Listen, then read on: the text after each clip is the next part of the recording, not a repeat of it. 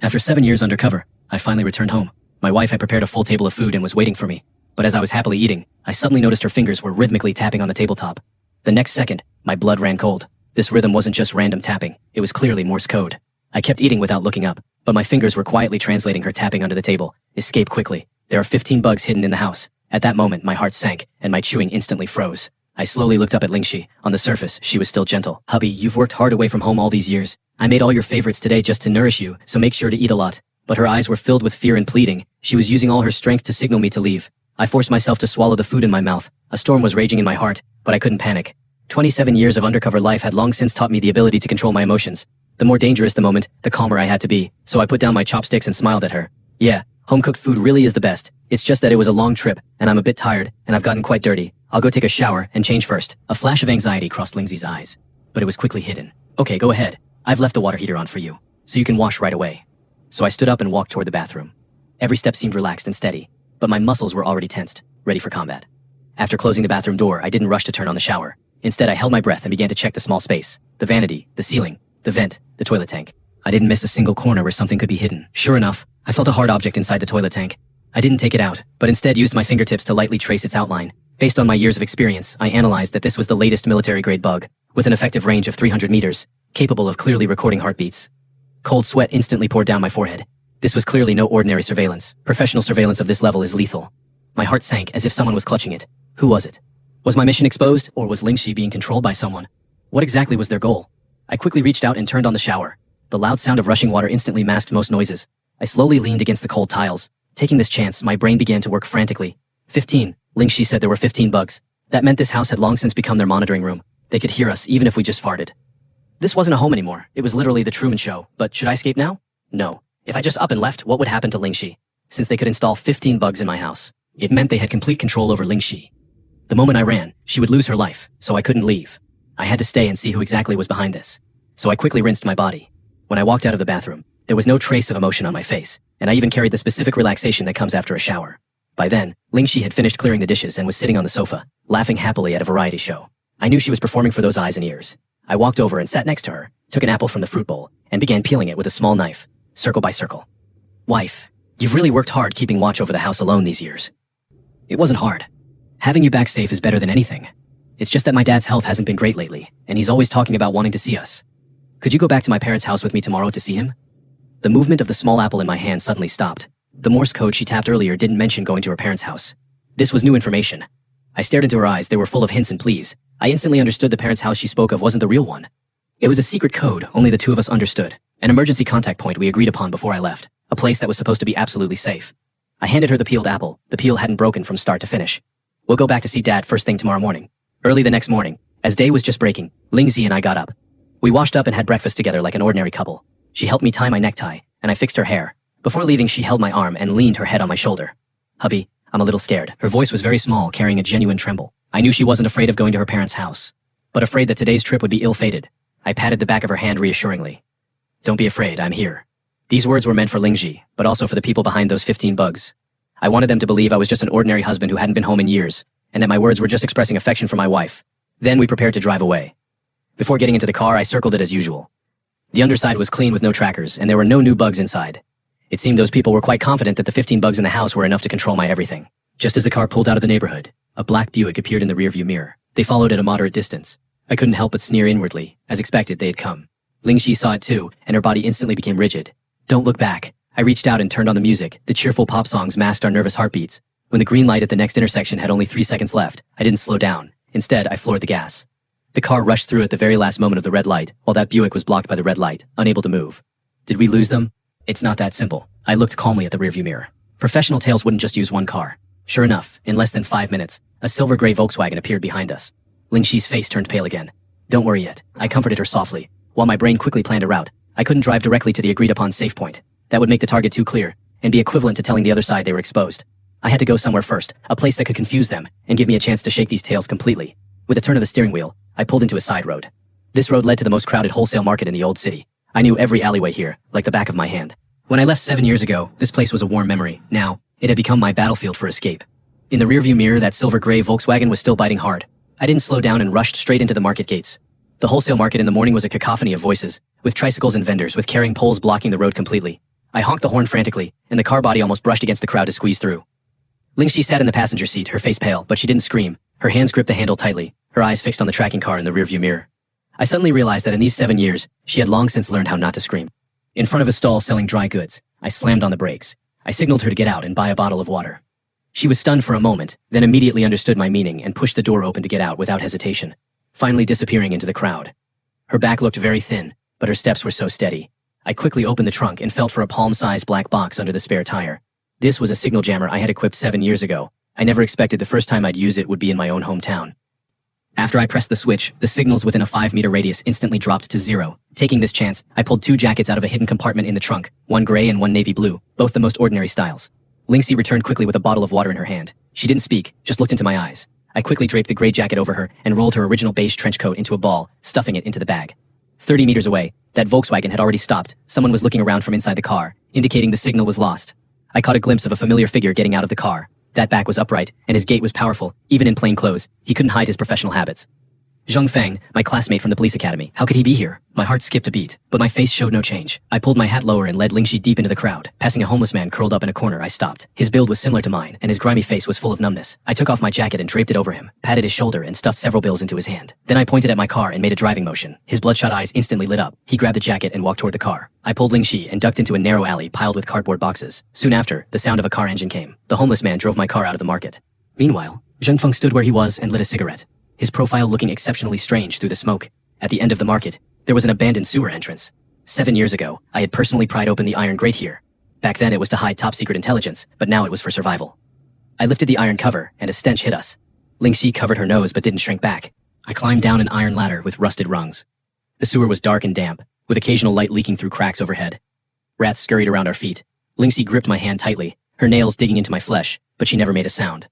We walked for half an hour in sewage that was knee-deep before finally climbing out from a remote greenbelt exit. Outside was a quiet street. That abandoned mahjong room was still there, the glass covered in dust, and the rolling shutter door had become extremely rusty. I pushed open a gap with my shoulder and squeezed inside. It was piled with old tables and chairs. Lingxi sat alone on a broken chair, panting heavily. I was about to comfort her, but the next second, my gaze suddenly froze.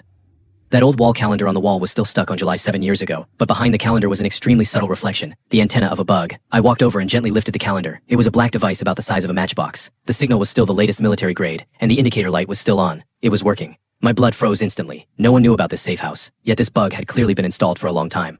Who could have found this place? The back of the man smoking just now flashed through my mind. Could it be Zheng Feng? I stared intently at that still operating bug, feeling a cold sensation through my touch. This safe house was exposed, yet no one had come to arrest me, which meant the other side didn't want to catch me at all. They just wanted to watch my every move, waiting for a more important person to appear, my handler, or the evidence I had hidden. Lingxi stood up from the broken chair and walked to my side. When she saw the bug behind the calendar, her pupils contracted sharply, but she didn't cry out or panic. She silently took 2 steps back, using her body to block that direction. Then she pointed to the pile of dust-covered junk in the corner. I followed her finger and saw a set of Chinese chess pressed under some rotten wooden boards. She went over, took the chess set out, and set it up on the table, signaling me to sit down and play around with her.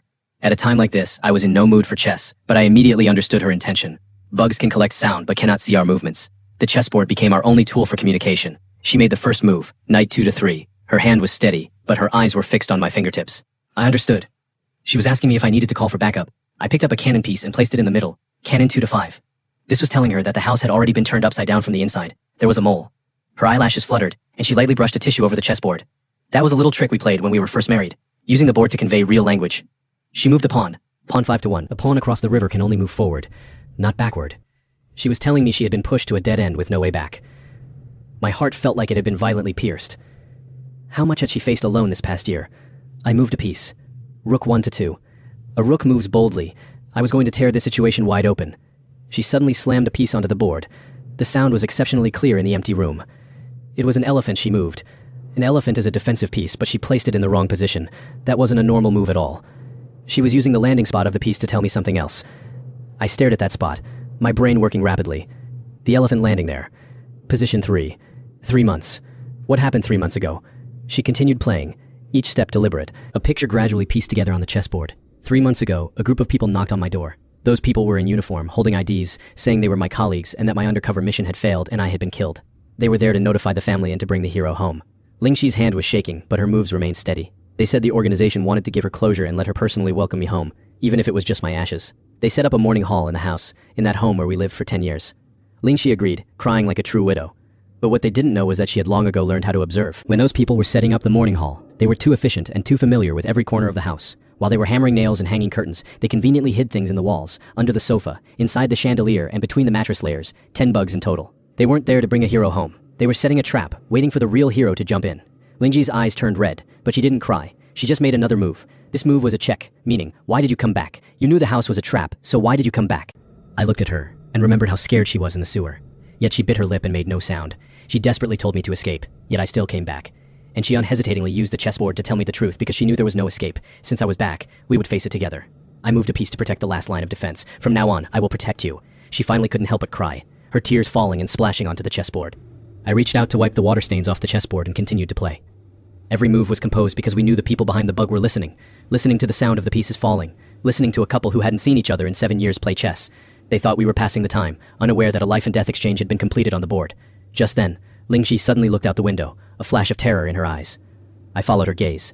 Outside was the abandoned street, empty except for the wind blowing. But I understood her meaning. Someone was coming, and not just anyone. My muscles instantly tensed, my hand already on the knife handle at my waist. Who would find us just as we arrived here? Was it Zheng Feng or the people behind those bugs? I slowly stood up, shielding Lingxi behind me. Just as I was about to move toward the door, 3 meows unexpectedly came from outside. Who's out there? I instinctively pulled Lingxi further behind me, my fingers already touching the knife handle. The cat calls were too precise, 3 of them, neither long nor short. That was exactly the emergency meeting signal Zheng Feng and I had agreed upon years ago, but only he knew about this place. Could it really be him? I stared at that broken window. Moonlight shone through the dust-covered glass, and I could vaguely see a dark shadow flash. Then the door was pushed open. Creak. The decayed hinges let out a piercing scream. Zheng Feng stood at the door, wearing a black jacket. With a familiar smile on his face, he said, "Old Lin, I knew you couldn't die." He strode over with open arms, but I didn't go to meet him. I just caught Lingxi's eye out of the corner of my vision. My right hand gently made a fist and then opened it by my side. This was tactical hand sign language meaning, hide and prepare a weapon. Lingxi nodded imperceptibly. She quietly backed up 2 steps and disappeared into the doorway of the back room. Zheng Feng didn't seem to notice her. He grabbed me in a hug and pounded my back, his voice thick with uncontrollable excitement. 7 years. 7 whole years. I thought I'd never see you again. I patted his shoulder, but my muscles were very tense, because when he hugged me, I felt his body also testing me. His palms were lightly pressing on my back as if feeling if a weapon was hidden at my waist. I released him and looked him over with a smile. "How did you find this place?" He lowered his voice, his expression becoming serious. "I've been following you since the market, but I'm not here to catch you. I'm here to save you. There's a traitor in the organization. Someone wants you dead." He spoke urgently, his eyes full of sincerity. "When I saw you lose the tail at the market, I knew you'd realized. I took a shortcut and followed you all the way. Old Lin, now I'm the only one you can trust." I stared into his eyes. Those eyes were as bright as they were 7 years ago, but I always felt something was off. It was too similar, almost as if it were a deliberate imitation. I took a step back and leaned against the table, my hand casually touching the chess set. "Since you say there's a traitor, I need to confirm you're still you." He was stunned for a moment, then laughed. "Still, the old rule's a code, right? Fine, ask away." I spoke 3 words: sycamore tree, tin box, stormy night. This was an emergency identification code known only to him and me. He hardly hesitated and immediately replied, "Under the sycamore tree, bury the tin box, move on the stormy night." It was all correct, not a word out of place. My heart relaxed slightly, but then he added another sentence. "Old Lin, we've used this code for over a decade. How could I forget? It's just that this damn place is too stuffy. It's incredibly hot." As he spoke, he raised his hand to wipe sweat from his forehead. The moment his hand went up, my gaze fell on the web of his right hand. There was a thick layer of calluses, but the position was wrong. Someone who shoots long-term should have calluses between the thumb and index finger from gripping the pistol. His calluses, however, were right in the palm, the mark left by long-term use of a combat dagger, specifically one held with a reverse grip. My heart sank abruptly. If he knew the code so fluently, there were only 2 possibilities. Either the real Zheng Feng had turned traitor and given up the codes, or the man in front of me wasn't Zheng Feng at all, but an imposter trained through plastic surgery. He was still wiping sweat, muttering about the ghost of a weather. "Old Lin, is there any water? I'm dying of thirst." I pointed to the bucket in the corner. "Pour it yourself." The moment he turned around, I caught a glimpse of a small bulge at his lower back, the position for a miniature walkie-talkie. Only professional trackers would carry one of those at all times.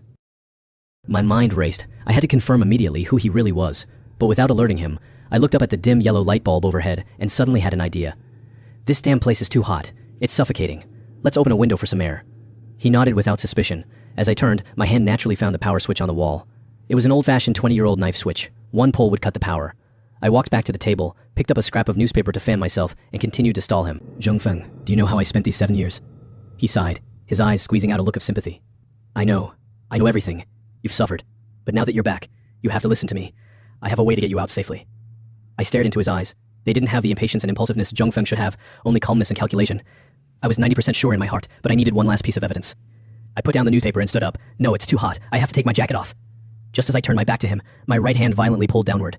Click. The entire room fell into complete darkness. The power was out. It was pitch black. Impossible to see one's own hand. Lingxi wouldn't make a sound in the back room. The man should also be unable to see anything, but I was prepared. My hand pressed against my old mechanical watch. The edge of the dial was coated with luminous material, allowing me to vaguely see its outline in the dark. More importantly, I had already fished a pair of night vision goggles out of my bag and gently propped them before my eyes. In the darkness, everything turned dark green. I saw the man. He didn't move, and he didn't reach for a gun in panic. Instead, he instinctively reached for his waist, but not for a gun. He was tightly protecting the position of that miniature walkie-talkie. His other hand was pressed to his ear. It was as if he was listening for some command. A real policeman's first reaction in the dark is always to aim their weapon to control the threat, not to assist their communication equipment. He wasn't a cop. He wasn't Zhang Feng at all. I moved soundlessly behind him, my gun already drawn from my back, and the safety off. At that moment he yelled in a low voice, "Old Lin, what's going on?" I pulled the trigger, not to fire, but to press the cold muzzle directly against the back of his head. Snap. He froze completely. "Don't move." My voice was very calm, but filled with killing intent. He slowly raised both hands. In the darkness came his low laughter. "Old Lin, what are you doing? I told you I'm here to save you." I ripped the walkie-talkie from his waist, threw it on the floor and crushed it. Then I raised my foot and kicked hard against the back of his knee. He fell to his knees with a thud. At that moment I reached out and pushed the power switch back up. The lights came on. In the blinding light he remained kneeling on the floor. On that face, which looked exactly like Zhang Feng's, there was no anger, only a weirdly calm expression. He slowly turned his head to look at me, his mouth curling into a mocking arc, his eyes full of provocation. "Kill me then, Lin Zhen. Go ahead and shoot." I stared at him, the muzzle pressed against his brow. He sneered, "If you shoot me, the real Zhang Feng will never come back." My finger froze on the trigger. My blood felt like it had instantly turned to ice. "What did you say?" He chuckled. "You think you have the skill to find him? To tell you the truth, Zhang Feng is still alive, but only I know where he is. If you blow my brains out, he dies with me." My head thundered. The face before me became incredibly hideous. He was a fake. Then the real Zhang Feng, the one I shared a bunk with at the academy, the brother who risked his life to send me intelligence while I was undercover, was being held somewhere, suffering and waiting for me to save him. My breathing grew heavy, but the gun didn't move. Lingxi poked her head out from the back room. Her face turned pale when she saw this, but she didn't make a sound, only bit her lip hard. The man kneeling on the floor looked at me and laughed even more wildly. "What? Don't dare to shoot? Aren't you supposed to be so capable, Lin Zhen? An undercover for 7 years and you've even gotten your own brother caught." I suppressed the storm in my heart and pushed the gun further against him. "Say it! Where is Zhang Feng?" He just squinted his eyes and didn't speak, only nodding with his chin toward the broken walkie-talkie on the floor. I understood. When he was protecting the radio earlier, he was waiting for commands. Now that the radio was broken, his contact with the outside was severed. But that also meant the people outside knew he was exposed. What would they do to Zhang Feng? Countless horrific images flashed through my mind, but I couldn't kill him. He was the only clue to finding Zhang Feng. I slowly pulled back the gun, but the instant the muzzle left his forehead, he suddenly lunged. His right hand pulled a glinting dagger from his lower back and thrust it straight at my throat. My body instinctively leaned back, and the blade grazed my chin, bringing a chill. My right hand grabbed his wrist holding the knife, and my knee drove hard into his abdomen. He let out a sharp grunt and doubled over, but I didn't let go. Instead, using his momentum, I swung his entire body and slammed him onto that old mahjong table. With a loud crash, the table shattered. He lay among the broken boards, panting heavily, his knife having flown far away. I walked over and stepped on his chest, the gun once again pressed against his forehead. He looked up at me, blood seeping from the corner of his mouth, gasping out a few words. "Just shoot." I didn't shoot. I just stared coldly at him, increasing the pressure of my foot. As his ribs began to groan, his hand started fumbling on the floor, trying to find something to fight back with. I kicked his hand away and knelt down, shoving the gun barrel into his mouth. His eyes instantly widened with terror. I stared into his eyes and asked, one word at a time, "Where is Zhang Feng?" He made muffled noises, unable to speak. I pulled the gun back slightly. This time, I